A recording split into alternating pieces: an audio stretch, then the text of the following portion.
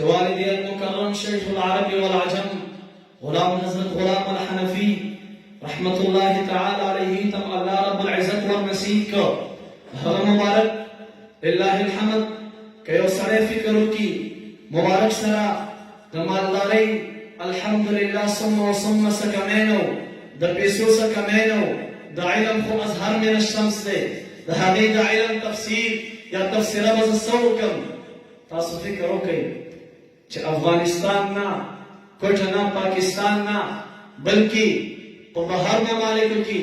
چې ماته معلوم دي د حضرت شیخ شاګردان چې مبارک هغه ممالکو ته تلو مناظره کورسي کړي ترجمه کړي په یو مناظره کورس ترجمه کې شپږ سوه اووه سوه شاګردان په غیر ممالکو کې یعنې بهر ملکونو کې چې هغې کې عمان راځي ابوظبي راځي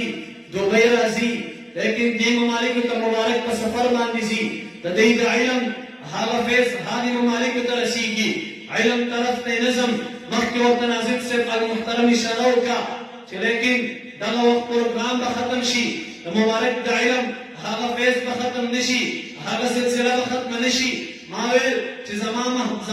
والدي الکرامي د خپل محبوب سره هغه وعده پوره کړه کوم چې آقا مدني صلی الله علیه وسلم د شهداو فضایل بیان کړي دي کوم چې آقا مدني صلی الله علیه وسلم د علماو فضایل بیان کړي دي لیکن زما والد ګرامي غلام حضرت غلام زما دا نسبت نه بغیر زه د دې وجې نه نه وایم چې زما والد دی البته عمومي سطحه کې تاسو کتلی شئ د هغې علمي خدمات ازهر من الشمس دي د هغې هر یو خدمت ازهر من الشمس دی بالاخره د خپل آقا مدني صلی الله علیه وسلم سره لاس ته محبت مینه او عجیبه وه هغه محبت قربت نزدېکتې عجیب و د خپل اسلافو هغه تاریخ یې دې زمانې ته راوړه د خپل اسلافو تاریخ یې دې زمانې خلکو ته ظاهره کړه چې لیکن انسان باید په دنیا کې څنګه ژوند کېږي مبارک په 18 یا په 20 کاله عمر کې د دین دومره خدمت وکړه بالاخره هغه خدمت دغه شان سلسله به سلسله روان دی